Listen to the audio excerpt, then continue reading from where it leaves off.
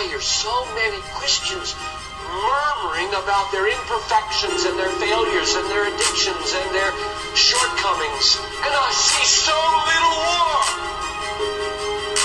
Murmur, murmur, murmur. Why am I this way?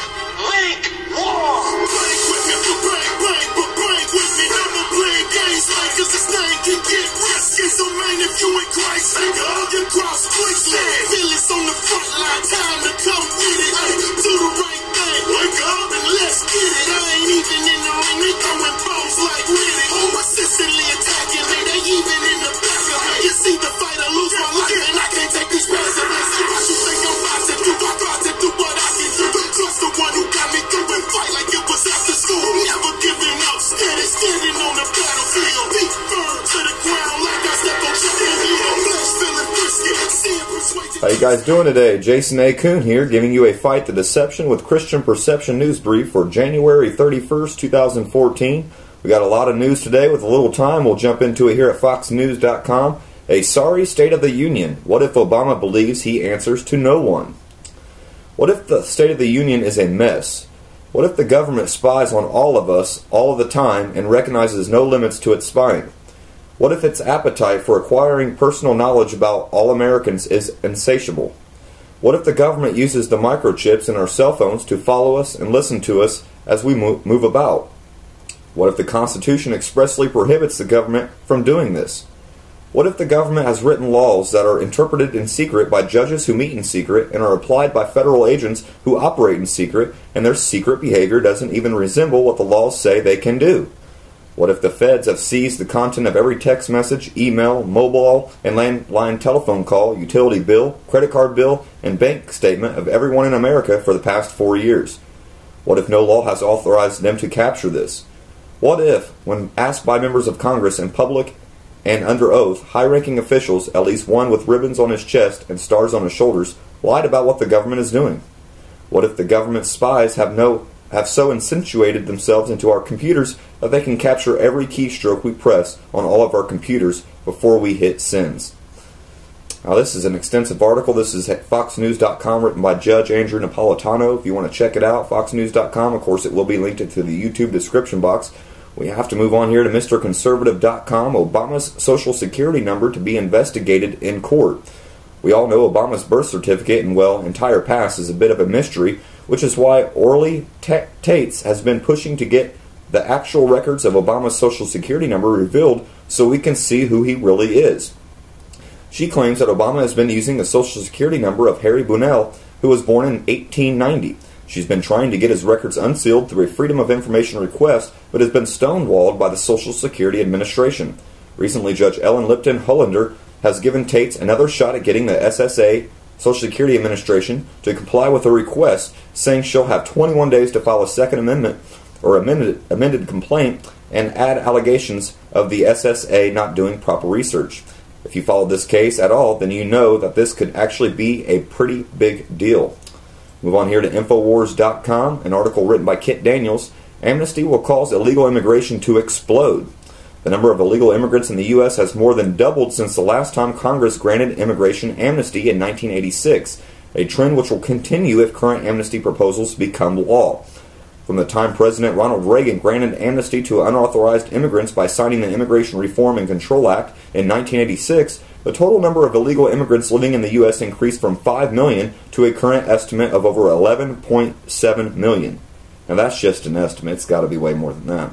We'll continue here. The Immigration and Naturalization Service even admitted the link between the 1986 amnesty and the increase in immigration as far back as 2000. Quote, the new INS estimates show that the 1986 amnesty almost certainly increased legal or illegal immigration as the relatives of newly legalized illegals came to the United States to join their family members, unquote, Stephen A. Camarada wrote. Quote, the flow of illegals grew dramatically during the years of the amnesty to more than 800,000 a year before dropping back down to around 500,000 a year, unquote. Wow. We'll move on here to wearechange.org. House Committee advances bill giving domestic police powers to National Guard. The House Transportation and Defense Committee, on a voice vote, has approved legislation that would significantly broaden the role of the Idaho National Guard. House Bill 367 seeks to amend existing law to allow for circumstances when the Idaho National Guard and the Idaho Military Division could be utilized as a state law emergency or enforcement agency. Wow. Quote, there seemed to be no major opposition to this bill, unquote, commented Rep. Lyndon Bateman, Republican, Idaho Falls. Quote, it seems like a good idea to me and I supported it, unquote.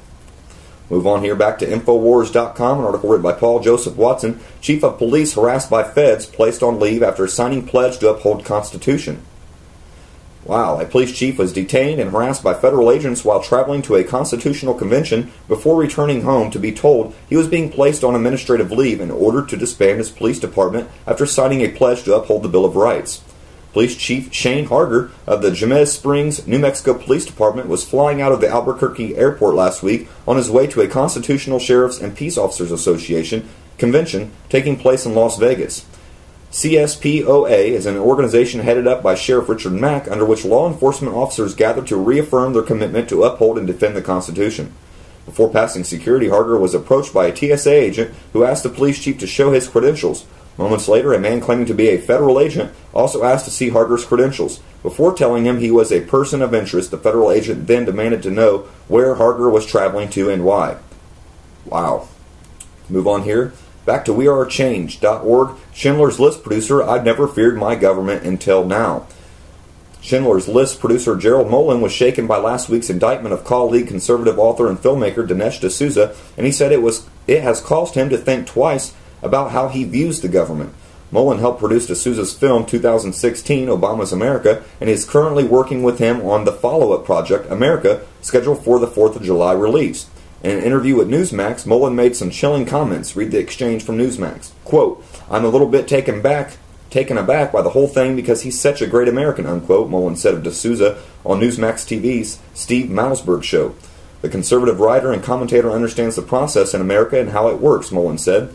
Mullen, who has produced the Academy Award-winning Schindler's List, said he has not spoken to D'Souza since he learned of the indictment and wouldn't make comments about the specific case until he's learned all the facts. Still, he said he would not be surprised if the probe is politically motivated. Asking if Malzberg if he ever felt threatened or had any feelings they should not have been making the film, Mullen answered no. Quote, no, this is America. I've never had that feeling, quote. Adding, quote, I've never had the occasion to think that I had to fear my government. I never had the thought that I had the reason to think I had to look over my shoulder until now, unquote. Wow, we'll move on here to MrConservative.com. Welfare paying more than minimum wage in 35 states.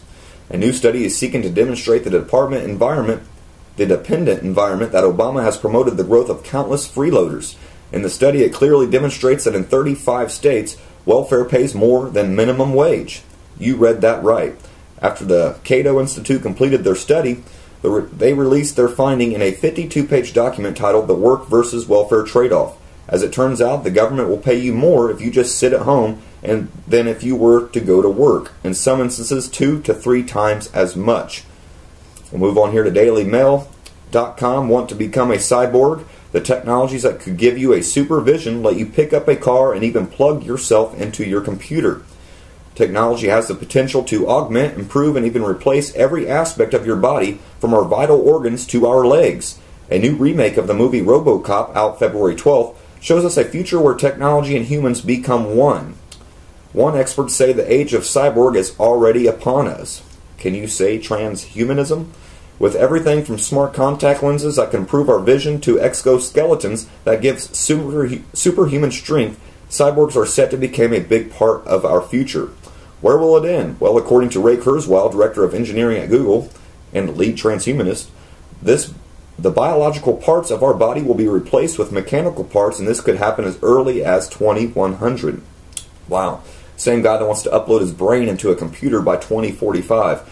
Let's move on back here to Infowars.com, an article written by Paul Joseph Watson. Google patent seeks to transmit your cell phone videos to law enforcement. Google has filed a patent for identifying when a mob event takes place by detecting when a number of cell phone videos or photos are taken at one particular location, with the intention of forwarding such information to law enforcement authorities. Quote, where there are at least a given number of video clips with similar timestamps and geolocation stamps uploaded to a repository, it is inferred that an event of interest has likely occurred and a notification signal is transmitted.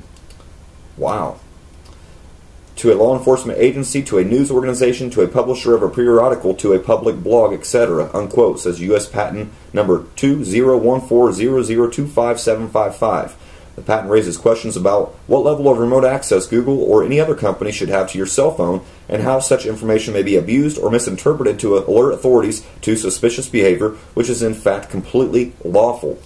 Move on to my last article of the day, America.aljazeera.com. New study links fracking to birth defects in heavily drilled Colorado. Living near hydraulic fracturing or fracking sites may increase the risk of some birth defects by as much as 30%, a new study suggests. In the U.S., more than 15 million now live within a mile of a well. The use of fracking, a gas extraction process through which sand, water, and chemicals are pumped into the ground to release trapped fuel deposits, has increased significantly in the U.S. over the past decade. 5 years ago, the U.S. produced 5 million barrels of oil per day. Today, it's 7.4 million, thanks largely due to fracking.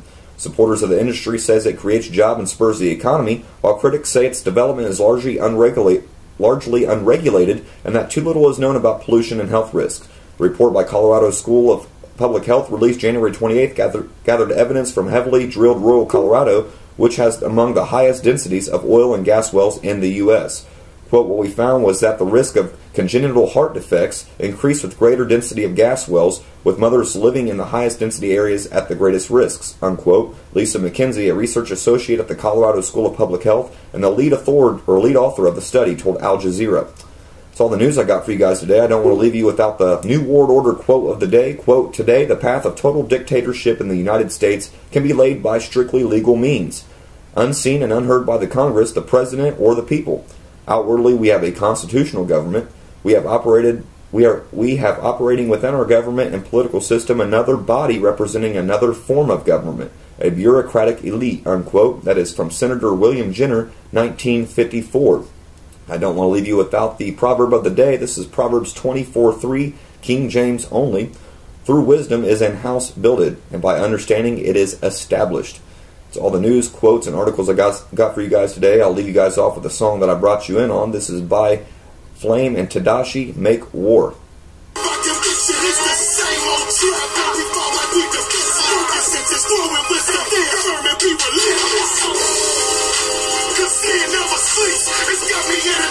You can see it in my dreams.